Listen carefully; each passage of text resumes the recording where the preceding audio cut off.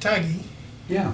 a few years ago, about 5 years ago, when I asked you about working with the oil industry, I proposed, you said you would never work with the industry and you weren't working with the industry, and CENESTA didn't work with the industry. Now, you personally and CENESTA have a very significant relation with the Iranian oil industry. What happened? Did CENESTA sell out? What happened? Now, what's the difference? Interesting question, huh? First of all, at the time, there were a whole bunch of private sector corporations that were involved. Shell and others were, in our view, among the biggest, what shall I say, sinners against the environment and against local communities. So we were not willing to work under those circumstances. They're out of Iran. There's the government. The government is our government. I have a relationship with the government where sometimes I could tell them, fantastic work you're doing. Sometimes I can fight with them. I can go to court against them. I'm a citizen with all the rights. And CENESTA is a citizen of this country with all the rights. The thing that you were able to do, which is to get us to collaborate with all the stakeholders in Asaluya, for example, not just the oil company, it was all the stakeholders, including the very marginalized and, what shall I say, people who were, the local communities who were suffering from all the injustices of a huge industry coming in and not taking into account anything, neither the environment nor the local population. But when we have the opportunity to work with all the stakeholders, that's one of our strengths. Co-management, shared governance, that's our strength, and community management. So we went in and we were welcomed by everybody. At first there was a lot of paranoia and bad feelings, and you know, what are we going to do? Is our presence going to make the local communities become even, what shall I say, more complaining against the situation? And you know, everybody mistrusted each other. And as soon as we went in and we had the first multi-stakeholder workshop, and you were in the second one of these, everything changed. The local community expressly told you guys in the second multi-stakeholder workshop that before the coming of this project and before the coming of CENESTA to the field, and yourself, they had lost all hope. They were thinking this is just their destiny. And it was a very bad destiny because their environment is so polluted that, and this is public knowledge, that there are new diseases, increased miscarriages and genetic stuff, and heavy metals in the blood of people. I mean, you know, if you've lived in Asaluya for 6 months, the blood transfusion organization will say that they are forbidden to take your blood. If you want to donate blood, they won't take it from you because it's contaminated blood. They know that. The fish are all contaminated and gone, and so forth. So they were totally hopeless. And when this went in there, basically what it did, as I'm using the words of the local community, they said it provided for them a shoulder to cry on. The oil companies, they're representatives of the government for the oil industry, which is the Pars Special Economic Energy Zone, PCs. They said we were totally alien with them. And as a result of this project coming in, they found a shoulder to cry on, and they needed that. And they sat down together, they worked, all the stakeholders worked out an analysis of the predicament today, which is not very pleasant. And they did a visioning exercise together, which means they defined 30 years hence a vision of a desirable society, desirable conditions, desirable socio-cultural situation. And then they worked out a roadmap of how to get from the current undesirable predicament to the future desirable situation. And they saw that they could work each other, they could trust each other, they could help each other, that they all had the same objectives, which is a clean environment and a prosperous environment. And we think these two are compatible. We've done this in lots of places, including in other countries and here.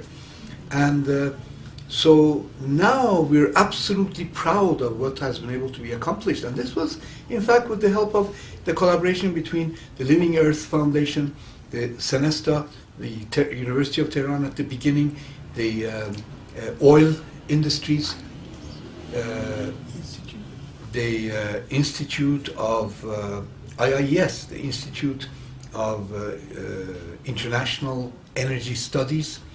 The whole oil industry is today, especially with the change of government, is thinking completely differently.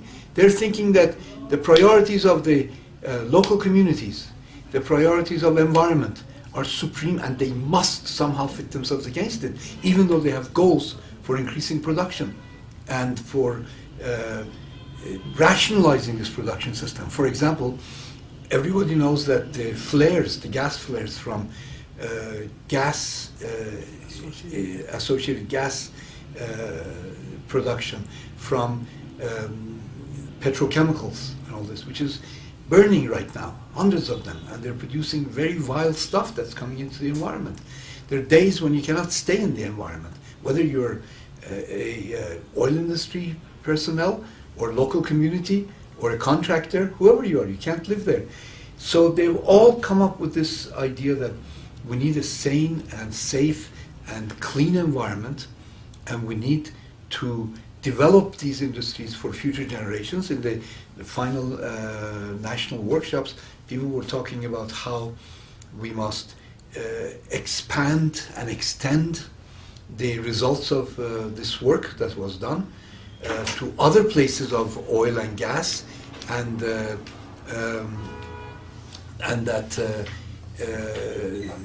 that many areas are allocated to intensive oil and gas production. And we think you can have your cake and eat it too. It's been shown by the North Sea oil and gas industries. It's been shown in terms of the design phase by Venezuela. It's been shown by Mauritania and West Africa, where very, very careful environmental monitoring systems have been worked out, and where the three pillars of environment, oil industries, oil and gas industries, and local communities, fishing folks and all, are working together now. We had all these stories fed in, and we have now plans for actually zero flare future for Asaluya, hopefully a very near future. Hopefully the UNIDO, the United Nations Industrial Development Organization, are chipping in. Hopefully some of the European countries are interested in supporting this. The oil and gas industry in Iran. In the words of the minister himself and of the president, are now very interested in a sane environment, a happy and prosperous people, and oil and gas industries that are being used for the support of a good life in Iran. And international collaboration is also beginning to open up again to help us achieve this. This is why CENESTA decided to go in, and to go in strong. And we're proud of what we've been able to achieve, and happy to continue to collaborate with the Living Earth Foundation, with the other organizations and agencies. And I think it was very wise of the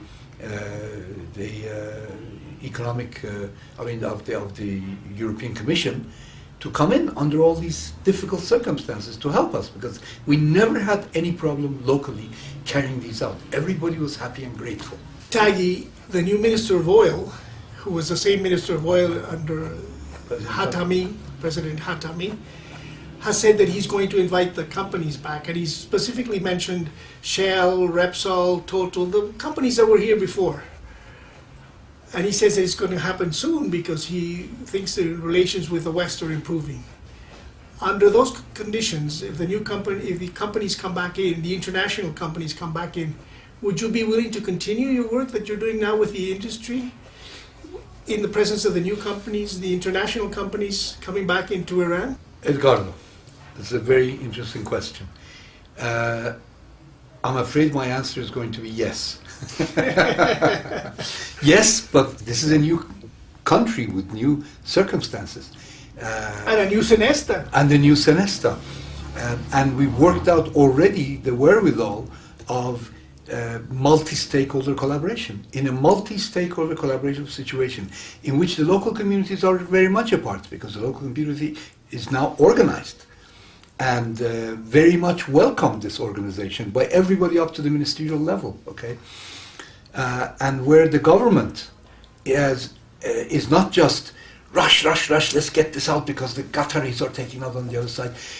You know, they're more reasonable, they're more committed to the environment, they're more committed very much to social issues and local communities and indigenous peoples. And with them as partners, with this government, these oil people, with this new outlook as a result of learning from this very experience and open to learning the positive and negative lessons from other countries, and the local communities present as a partner, we are absolutely in this show. We very much want to work with that because we think we'll have a very good impact and continue the elaboration of these approaches for the benefit of everybody.